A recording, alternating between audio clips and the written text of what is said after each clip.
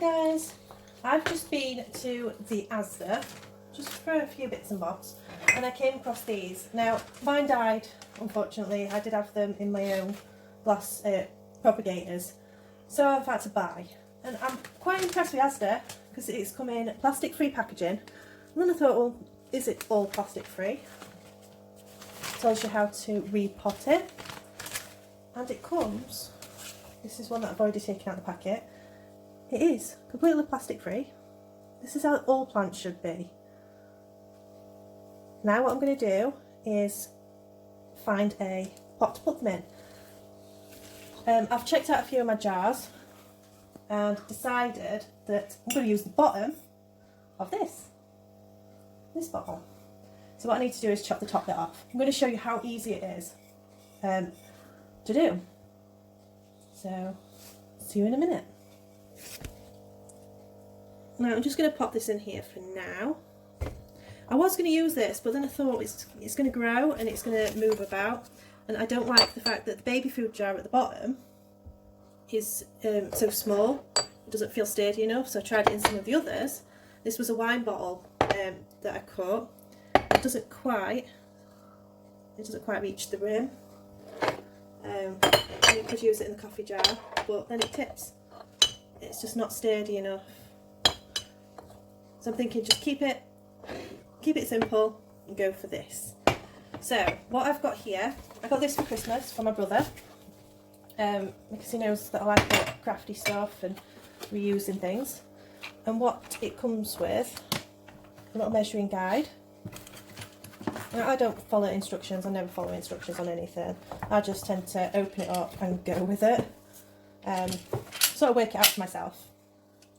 So this is the clamp. It's really easy. There's a little blade here. I don't know if you can see it. It's really small.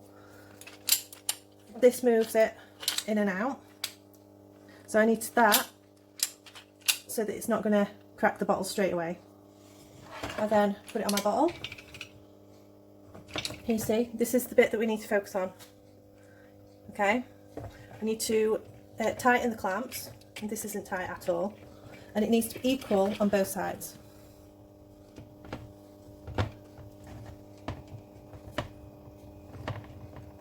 Now that's quite tight. The bottle still needs to move around. Yeah? I need to make sure that it's exactly on that rim. So I'm just going to move it down a little bit more.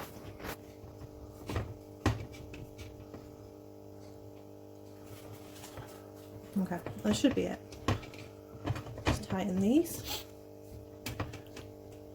Oh, it's a bit too tight. It's one of them. This is what glass cutting is, one of the activities that you just got to practice. You do get better the more you do it. Now I need to make sure that they're equal. I can see that that one's tighter than that one, so just by looking at it.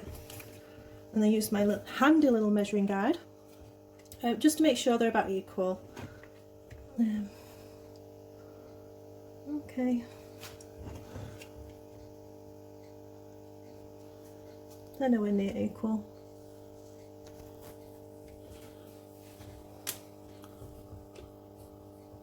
Okay, I'm just going to go for it.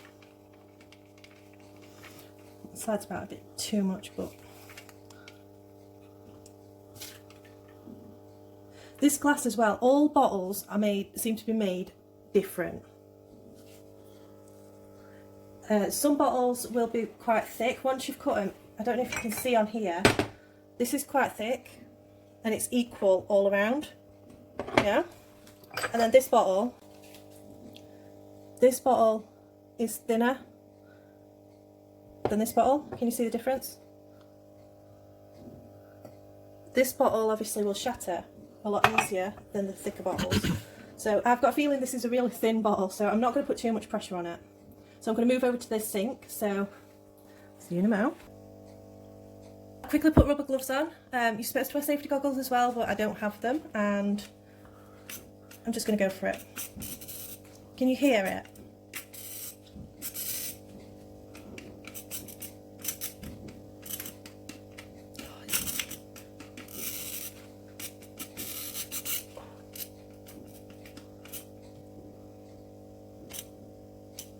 Right. I'm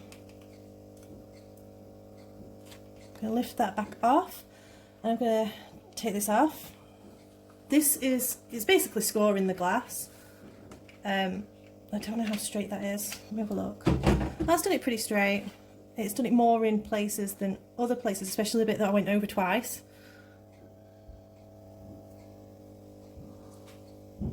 Sorry, my husband's drunk.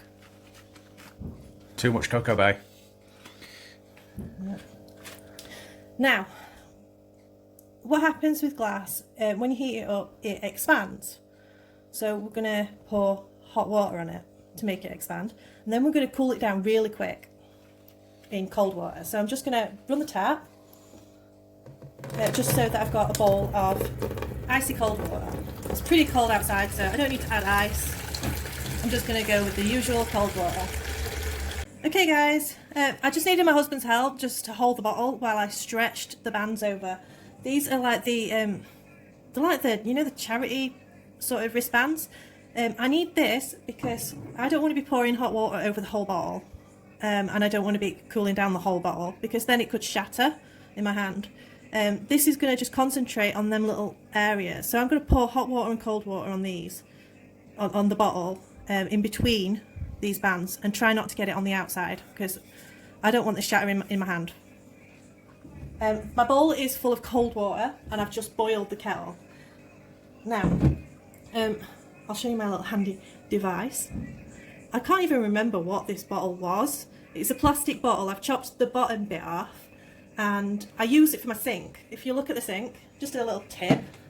Sorry, this is a paper clip just to hold my silicone scrub it thing in place so it doesn't drip anywhere. And I have a bad back and I hate stretching, so this brings the water to me. It's just a handy little tip, especially for like old people that are struggling reaching the taps, and it just makes life a little bit easier when you're washing pots. So I fill my bowl with icy cold water.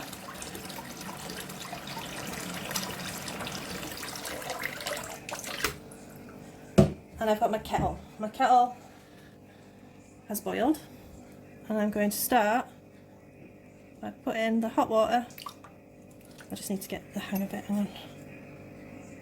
The hot water in these gaps. You will hear the glass cracking as well. So that's heated it up and cooled it down.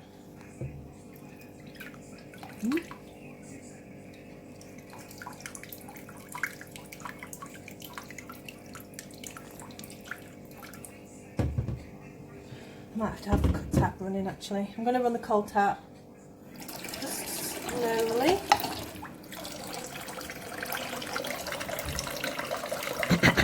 You will see the glass cracking as well. It is really nice to watch. It sort of makes like this crystal effect.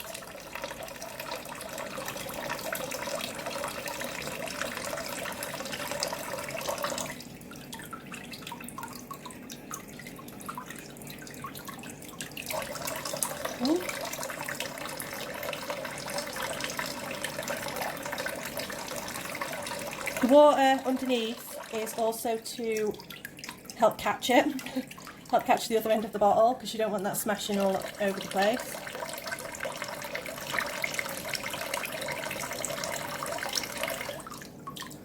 Ooh.